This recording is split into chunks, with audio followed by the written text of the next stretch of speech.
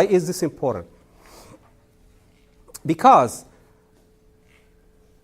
one thing that I learned through the research that I read is that there is this thing that says that the more independent the self-concept is, the more flexible the hierarchy, the more you tend to derive your sense of worth from within. Okay? Because, remember that all intrinsic and internal, you are independent, you are autonomous. Each one of us is then responsible for themselves, for their ideas, to express themselves. So self-worth comes from within in these cultures. The more you go up, and you will see some differences between these cultures, because then even within these cultures, you will see that there is a more interdependence even within these cultures, and you will see that it's more hierarchy. So for example, in Italian culture, for example, it's considered Latin Europe, it's going to have a little bit more hierarchy than, say, Sweden. It's going to have a little bit more interdependence than Sweden, okay? So even within here, you can see cultures beginning to acquire more interdependence, and hierarchy becomes more stable. And as you go to honor cultures, you find that it has reached a level. And then I put the face cultures even at the highest level of hierarchy and the highest level of interdependence. So when you are coming from here, you will find that when you get to this middle becomes a hybrid. A hybrid. This is important. This is what makes honor cultures different. So this is internal driven type of concept of dignity. This is more internal and external. This means that yes, similar to pride cultures, my self-worth comes from within me. But because I'm an interdependent culture, it also has to be validated. I have to check to make sure. I have to double check to see, is there a gap? Is there a gap between what I perceive myself to be worthy of, or like what is my self-worth, and what the others are telling me? So there will be a hybrid here.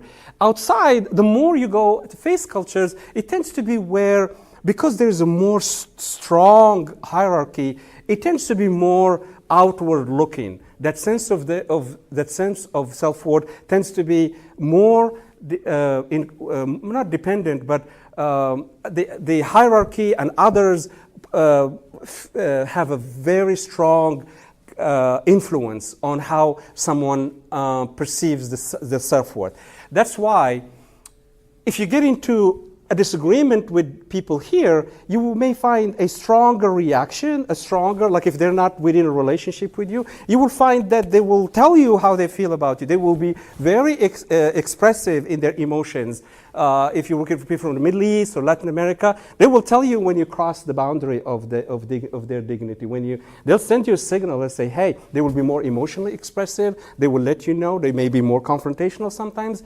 While the same situation will elicit a different reaction. You may not know anything. In fact, the person may be smiling to you, may be nice to you, but then they're hurt and they're not going to tell you anything, but you're going to get a call from their manager. Or some point in the future, you're going to learn that you violated someone's dignity. But why is it that they didn't tell you? It's because that's not how you do it. That's not the only way to do it, to confront you. They have a structure of how to address and restore a sense of dignity. And that's how they are going to go to it. That's why when your fiancé says, we need someone to come and work on the yard, I'm going to go to ask my cousin because, and I'm generalizing, because if the person comes in and did something wrong, I'm not going to go to the police or the legal system. I'm going to go to my cousin. I'm going to say, guess what this gentleman did? And that system is going to sanction that person.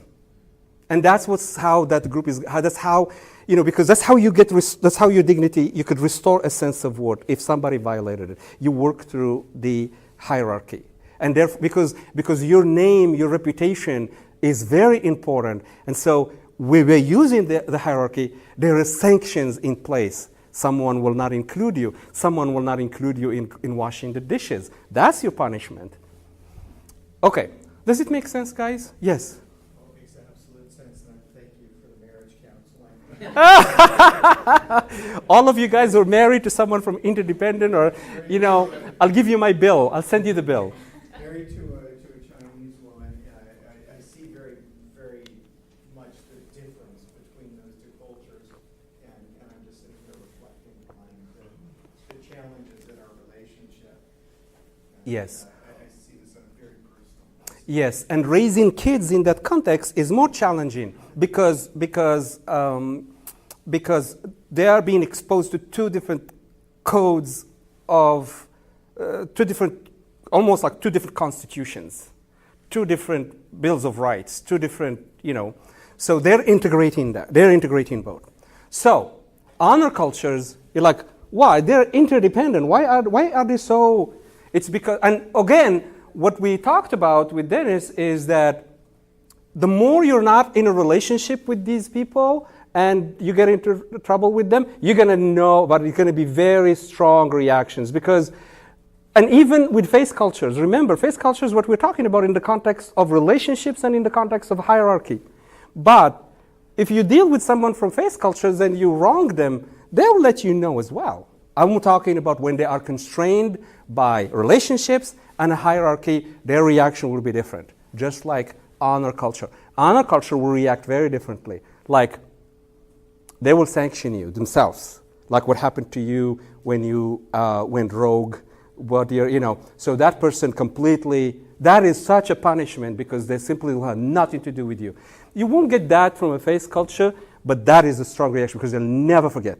Well, both face culture and honor culture do not forget when you violate their dignity. They do not forget it. They will forgive, but they do not forget. And you better work on restoring that sense. Every day, try to show that you'll never do it again because they will not forget. And you will see the reaction here, you won't see the reaction there. Does it make sense? So this is just rules like thumb rules that you could see. It's like, oh, wait a minute, I gotta be careful here, because I much rather spend time up front to get it right. And again, it's about dignity. If you can take care of that, then you can get away with the other stuff. Say you go into a Middle Eastern home and say, like, tell me the most like the gravest cultural faux pas that you can do, and I'll tell you how you should not worry about that because you can get away with it. The people will not care about that if they know you value them. They will not care about the superficiality of those cultural things. In fact, I guarantee to you, they will take it as cute. They will actually think it's adorable. Just because you just don't know. Like to them, it's like, oh, you didn't know. He walked in with his shoes to the mosque. That's just crazy. We love him. Yeah, he's so nice.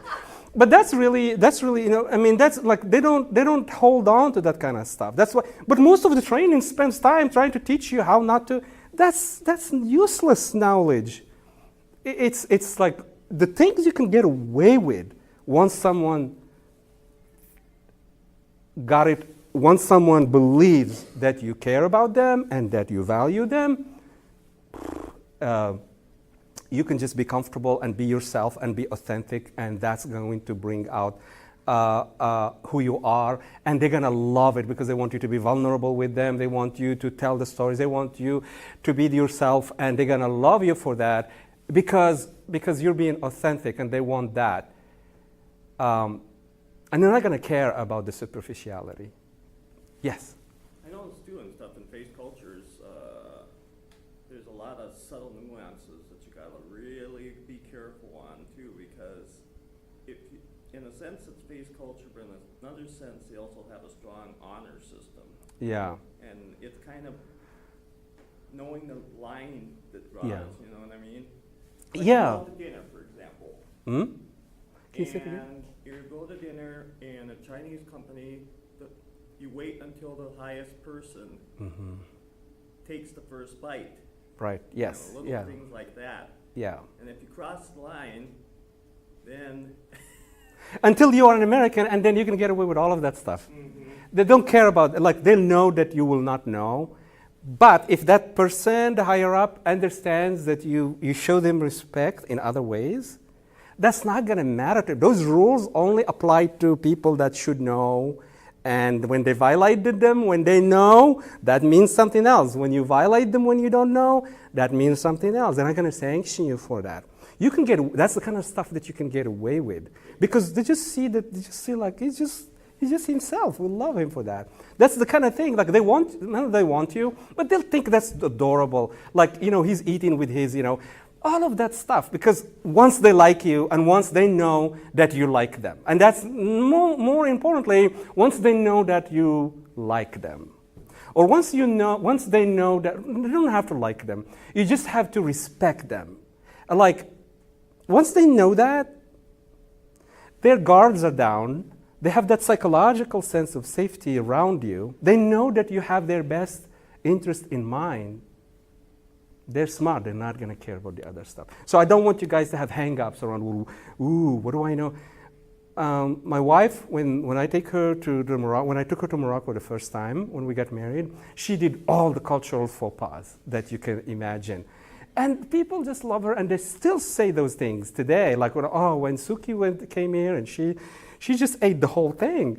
And they think that, like you're supposed to kind of eat just a little bit, certain things, But because of who she was, they knew that she's an American, that she's not from there. So I cannot tell you guys how comfortable you should be, and where the focus needs to be. Your focus needs to be really spending time understanding how do you show true, genuine, deep respect, not just, Once you get that, the rest is, I think you were going to say something. Yeah, one of my favorite culture stories, my father was a commercial airline pilot for 35 years with United. And I think it was,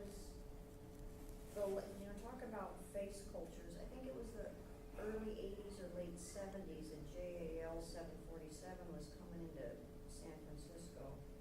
The captain was flying, the co-pilot and the engineer knew they were too low. They knew it. They knew it for a long time. And they didn't say anything because the captain had to save face. Yeah. And they didn't